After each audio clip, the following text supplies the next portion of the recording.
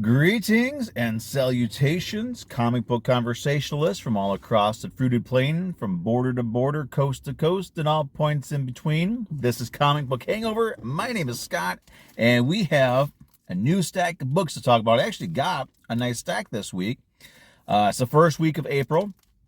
So first weeks for me usually seem to be a pretty big week. So we got a good stack. There's actually...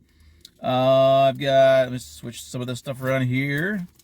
Yeah, one, two, three sets of books that are, main cover and variant cover. There's a couple of variants that came out this week. There's actually also one book that I picked up because I had to kind of like round things up, for the credit that I have down on my LCS.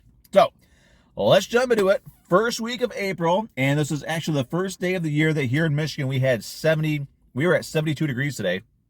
It was great, although what usually happens here in Michigan when when we're in spring and we have great weather, great temperatures, we also get some really nasty weather. We unfortunately here in my hometown missed the nasty weather, so we were able to actually go about our day. I think it rained a little bit this morning, it stormed some, but that was about it. But that said, let's get in the comics as we enjoy the rest of this nice, lovely day. It's not sunny, but the weather is warm. I don't have to wear a coat, which is also really cool. So starting off with one of the books that I've been waiting for. Seems like I didn't get one of these last month. But this is Fables, number 158. The relaunch, actually the continuation of Fables, is a 12-issue maxi series. The best part is, the two best things about this is they brought back the original creative team. So Bill Willingham is writing it, that's just as he should. And they got all everybody else who was part of the series originally, and they're all part of it again. And the other best thing is, they didn't start it over from number one, because number one issues are overrated and they generally are just pointless and stupid. I just saw we have yet another Avengers number one coming out. I don't know why we keep getting these first issues. They're so dumb. But this is great because we have Fables number 158. So that means they've got about 4 issues to go. As it's only going to go up to 162 this time. Hopefully this means that in maybe in a year or two we'll get another maxi series or something. Because I would like to have Fables number 200. But I got the standard cover, and of course I got the regular or the variant cover for it. Since this is something that DC does with just about every one of their books. They have an A cover and a B cover. I normally don't do that, but I love Fables. It's one of my favorite books of all time. So they're going to do a variant cover. I'm going to grab the variant cover. That's something I got to do. All right, next up. Sweetie Candy Vigilante number 5, a surprisingly entertaining book about a girl who, she's kind of like a candy vampire. I don't know really what her deal is, but she's a great character. They got a great cast of characters. There's fairy tale characters in it. There's gummy bears. There's a Christmas tree bouncer and a strip club. It's got a lot of great and interesting things. Now this one here, this is the regular cover for it. I did have to get one of the variants because it just popped out to me. This one right here, beautiful little cover there. She's actually our main character, and I'm still learning the character's name. But she's a great character. I really do enjoy. Actually, I've enjoyed that book like you wouldn't believe. Next up, I think this is the last set. Yeah, this is the last set of variants with regular covers. Ghost Rider number 13. This is the main cover. Which really is not that. I mean, it's okay. Even my wife was looking at it, and she's like, why are you buying that one? That cover is really not that good. And I told her it's the main cover. So this is going to be one of those series, at least for the time being. I'm going to buy the main cover, and if there's a variant cover, which there was this time, I'll get the variant cover, but I'm always going to get the main cover. And I'm really, really hoping that this book does something. Because like I said, I keep thinking that it's time to end it, time to jump, time to drop it off my pull list, because there's really nothing seemingly happening in this book. But I love Ghost Rider. It's great that we actually have a Ghost Rider that's a flaming skull riding on a motorcycle. There's a lot of things I wish would get explained, like how Johnny Blaze is a Ghost Rider again, why he looks like the Danny Ketch Ghost Rider. That never made any sense to me. I know the main reason why they're doing it is because of those stupid movies that came out years ago. But Blaze should have his own specific, unique look that is not like the Danny Ketch Ghost Rider. That's my opinion. That's how I see it. But we got that one. And I grabbed the Unlucky 13 variant. This kind of, to me, felt like the sort of cover that we would have gotten on back in the 90s when Marvel Comics Presents was going, and Ghost Rider, there was Ghost Rider and Wolverine were the two headlining characters in that book. So what they did was back then it was a flip book. So on one side you'd have like Wolverine, and then you'd flip it over and there'd be Ghost Rider, and each side would have two small sections of a story, and you would read that, and then you could flip it over. You get a totally different cover and two sections of two other stories, and the covers are great because you'd have Ghost Rider with his logo and the Marvel Comics Presents, then you would have Wolverine on the other side. This one kind of reminds me of a cover that we would have had on a Marvel Comics Presents cover. So I love it, and it's great. It's like an old school, like a 90s style Ghost Rider cover. So I had to get that. I love it, enjoying it. I'll do that one next. All right, actually, since this is the next one on the stack, this one surprised me. I have no idea why this book was even done. It's just out of the blue. It's from Scout Comics. I don't know if it's a one-shot or if it's a mini-series or what. I'll find out when I read it. Codename Ric Flair Magic 8-Ball.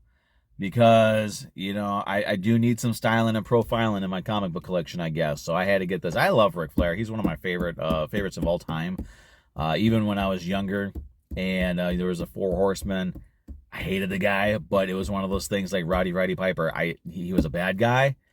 I hated him, but I liked that I hated him. It made him just a much better character. And now that I'm older, I'm going back and I'm rewatching some of the classic NWA, AWA, WCW, and I always stick with WWF. I don't watch the new stuff, the modern stuff, but it's great to go back and look at his promos and his in-ring work and just his fights with the American Dream, Dusty Rhodes, and with Kerry Von Erich in the steel cage, and just some great matches. Some amazing promos, and the whole idea that with this book, from according to the solicitation, is back in the 70s or 80s when he was world champion.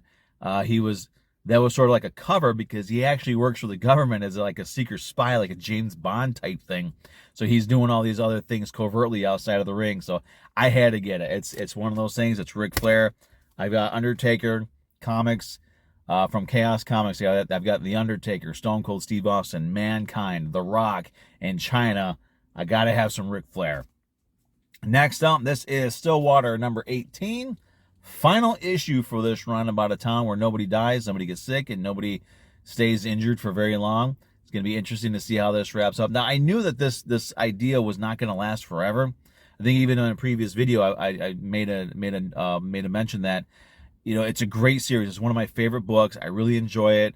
Chip Zdarsky does an amazing job on it. Great cast of characters, amazing art, the whole nine. I mean, that's a great package from top to bottom. But the concept and the story, the idea of the story is a very finite idea. You would not be able to have a Stillwater issue 25 or a Stillwater issue 50. It's a very finite idea, which is not a bad thing. It's good. I mean, I think sometimes we get caught up in like franchises and continuations and spin-offs and all this nonsense. Sometimes having a complete story like this with a beginning, a middle, and an end, 18 issues, it's a one and done. Sometimes that's all you really need. You need it, and this will fit in, what about maybe 3 trade paperbacks, and you have the full story. But it's great. And if they never do anything more with Stillwater, I would be perfectly happy with that because I get a full and complete story. I think there's 1 or 2 spin-off one-shots, but that's it. It's been pretty self-contained. Great read. So now that it's wrapped up, once those trade paperbacks are done coming out, I would recommend some Stillwater because it's just been a really, really fun run. Next one, and second to last one, is Nightclub issue 4 of 6. Again, this is one of those books I picked up just on a whim. Like I often say on here, it's always a good idea when you go into your LCS every Wednesday to grab your regular stuff, but try something new. At least try one new book every week. I always say one because, books are $3.99, and I notice Marvel is starting to sneak in more $4.99 books. So I kind of get this feeling that Marvel's going to try to boost the cover price of their books to $4.99, which is ridiculous considering some of the quality of their books right now.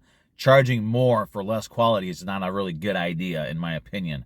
But this, I always say, try something new. And if you're not sure, ask the people that worked on the LCS. If you've been going down there for years, they know you. They know your tastes.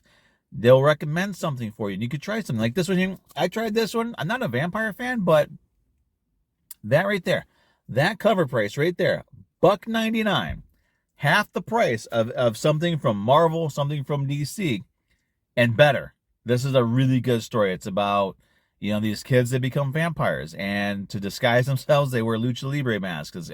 It's great. It's a lot of fun. It's entertaining, and I'm having a blast with it.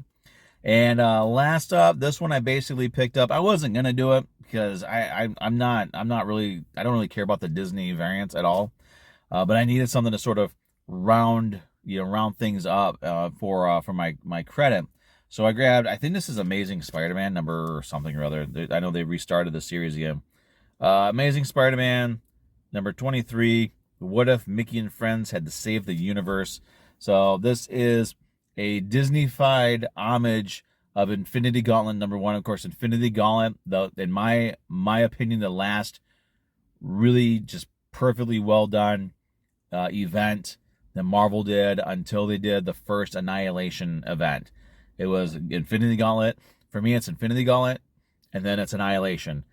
Everything in between and everything after, I didn't really care for myself. I know a lot of people enjoyed stuff like Secret Invasion and Civil War, but to me, those were just really lackluster. Again, just my opinion. I'm not running them down, just giving you my opinion on it. But, I figure I needed the book to round it up. There really wasn't a whole lot that I was really interested in. And I figured, well, I do like to get Infinity Gauntlet homage covers. I have a Three Stooges homage cover for the Infinity Gauntlet number 1. Why not get a Disney one? It's kind of a throwaway book for me. I may read it. I think it's the beginning of a new story arc. But, I'll read it. I'll check it out. But that is it. Those are all the books that I picked up this week. And cover of the week is going to go to, I think her name is Pixie Sticks. This is going to be my cover of the week this week. Sweetie Candy Vigilante, issue 5, the Pixie Sticks variant. It's a beautiful cover. And honestly, when I pre-ordered this, the cover looked great on the picture online. And this is, again, I say this a lot, but it's true. This is another one of those covers. Pictures don't do it justice. I hope the video does it justice, because pictures simply do not do it justice. When I saw it in hand, I was just blown away as to how good it was. So, and again, a really great series. It's from Dynamite. It's a fun little series. It's got a little bit of everything in it. It's really kind of crazy. It's really out there. It's just a lot of fun. It's a lot of fun. And actually, I think it's